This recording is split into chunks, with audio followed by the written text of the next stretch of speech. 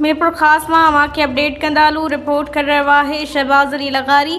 तालका सिंधड़ी के देह नंबर 138 झड़बी भरसा वाक़ गोठ हाजी हूत खान मरी जा रवासी बुनियादी सहूलतुन की खोट खिलाफ़ सरापा एहतजाज पढ़ंदा आहिनि। लगातार एक हफ़्ते का पोलियो मुहिम जो बाइकोट जारी रखियो है। गोठाणन मोहम्मद बख्श मरी, शेर अली मरी, माणक खान मरी, मोहम्मद हाशिम मरी, मिसरी खान मरी, मोहम्मद अकरम मरी, अलादाद मरी, बिलाल मरी, कासिम मरी और मोहम्मद उमर मरी की अगवाणी में एहतजाज कंदे इंतजामिया और चूंडियल नुमाइंदन खिलाफ़ सख्त नारा हया।